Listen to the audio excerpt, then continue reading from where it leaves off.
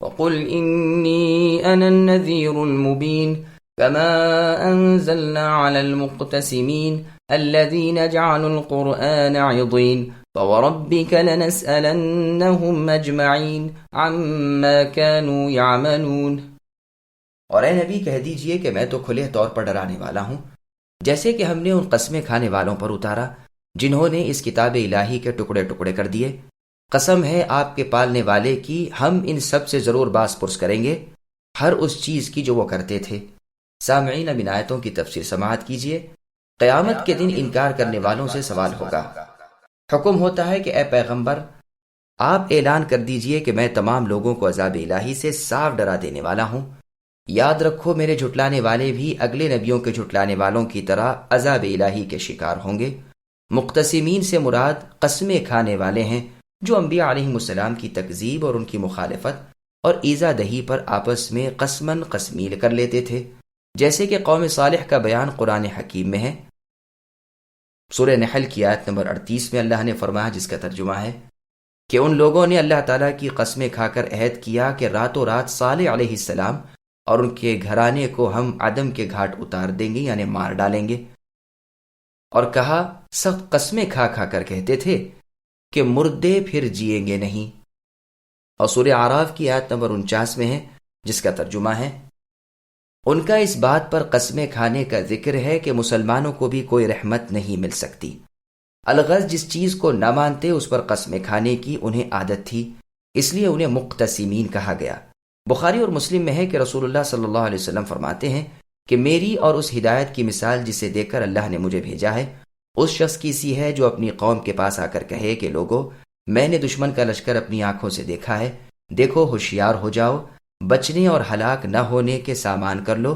اب کچھ لوگ اس کی بات مان لیتے ہیں اور اسی مہلت میں چل پڑتے ہیں اور دشمن کے پنجے سے بچ جاتے ہیں، لیکن بعض لوگ اسے جھوٹا سمجھتے ہیں اور وہیں بے فکری سے پڑے رہتے ہیں کہ اچانک دشمن کا لشکر آ پہنچتا ہے اور گھیر گھرا کر انہیں قتل کر دیتا ہے۔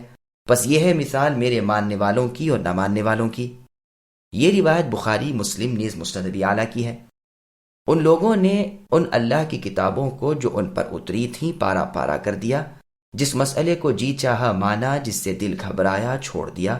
صحیح بخاری میں ابن عباس رضی اللہ عنہما سے مروی ہے کہ اس سے مراد اہل کتاب ہیں کہ اللہ کی کتاب کے بعض حصے کو مانتے تھے، اور فرمایا کہ اس سے مراد یہود و نصارہ ہیں، اور بعض کو نہیں مانتے تھے۔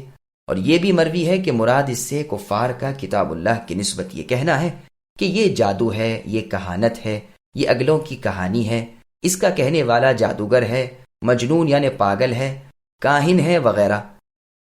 اس آیت میں تو ہے کہ ہر ایک سے اس کے عمل کی بابت سوال ہوگا، اور سورہ رحمان کی آیت نمبر 39 میں ہے فَيَوْمَئِذٍ لَا يُسْأَلُ عَنْ ذَنْبِهِ إِنسٌ وَلَا جَانٌ، کہ اس دن کسی انسان یا جن سے اس کے گناہوں کا سوال نہ ہوگا۔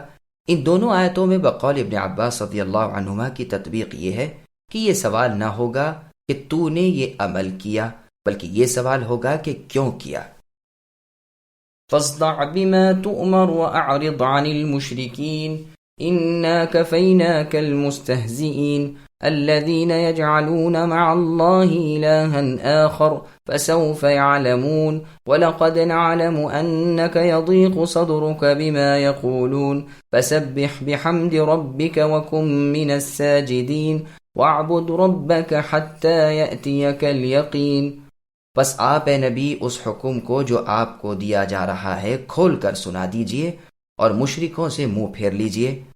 آپ سے جو لوگ مسخرہ پن کرتے ہیں ان کی سزا کے لیے ہم خود کافی ہیں۔ جو کہ اللہ کے ساتھ دوسرے معبود مقرر کرتے ہیں انہیں عنقریب معلوم ہو جائے گا۔ ہمیں خوب علم ہے کہ ان کی باتوں سے آپ کا دل تنگ ہوتا ہے، تو آپ اپنے پروردگار کی تسبیح اور حمد بیان کرتے رہیے اور سجدے کرنے والوں میں رہیے اور اپنے رب کی عبادت کرتے رہیے یہاں تک کہ آپ کو یقین آ جائے۔ سامعین، اب آیتوں کی تفسیر سماعت کیجیے۔ رسول اللہ صلی اللہ علیہ وسلم کے مخالفین کا عبرتناک انجام۔ حکم ہو رہا ہے کہ اے پیغمبر محمد صلی اللہ علیہ وسلم، آپ اللہ کی باتیں لوگوں کو صاف صاف بے جھجک پہنچا دیں، نہ کسی کی رو رعایت کیجیے، نہ کسی کا ڈر خوف کیجیے۔ مشرکوں کے سامنے توحید کھلم کھلا بیان کر دیجیے، خود عمل کر کے دوسروں تک بھی پہنچائیے۔ نماز میں قرآن بآواز بلند تلاوت کیجیے، اس آیت کے اترنے سے پہلے تک رسول اللہ صلی اللہ علیہ وسلم پوشیدہ تبلیغ فرماتے تھے، لیکن اس کے بعد آپ اور آپ کے اصحاب رضی اللہ عنہم نے کھلے طور پر اشاعت دین شروع کر دی۔ ان مذاق اڑانے والوں کو ہم پر اے نبی چھوڑ دیجئے، ہم آپ ان سے نمٹ لیں گے۔ آپ اپنی تبلیغ کے فریضے میں کوتاہی نہ کیجیے۔ یہ تو چاہتے ہیں کہ ذرا سی سستی آپ کی طرف سے دیکھیں تو خود بھی دستبردار ہو جائیں۔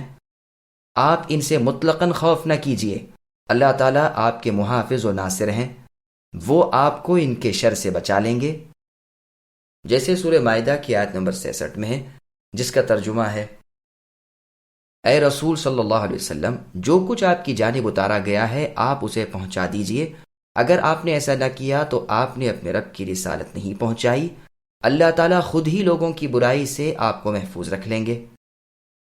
مسند احمد میں ہے، رسول اللہ صلی اللہ علیہ وسلم فرماتے ہیں، اللہ تعالیٰ کا ارشاد ہے کہ اے ابن آدم، شروع دن کی 4 رکعات سے عاجز نہ ہو، میں تجھے آخر دن تک کفایت کروں گا۔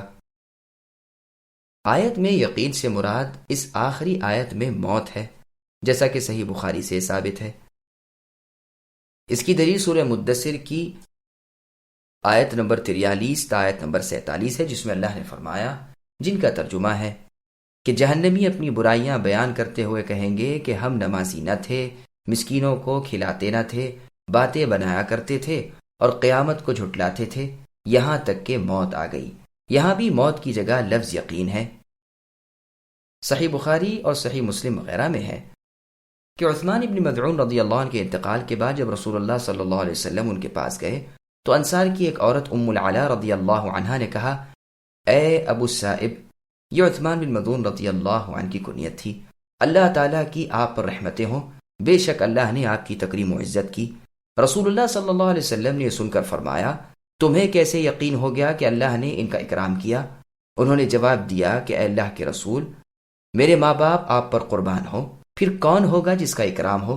رسول اللہ صلی اللہ علیہ وسلم نے فرمایا، سنو، انہیں موت آ چکی اور مجھے ان کے لیے بھلائی کی امید ہے۔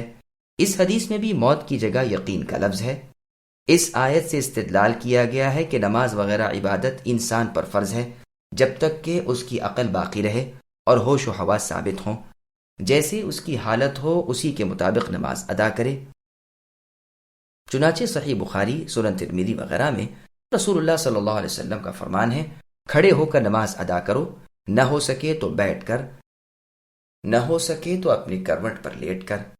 بد مذہبوں نے اس سے اپنے مطلب کی ایک بات گھڑ لی ہے کہ جب تک انسان درجہ کمال تک نہ پہنچے اس پر عبادات فرض رہتی ہیں، لیکن جب معرفت کی منزلیں طے کر چکا تو عبادت کی تکلیف ساقط ہو جاتی ہے۔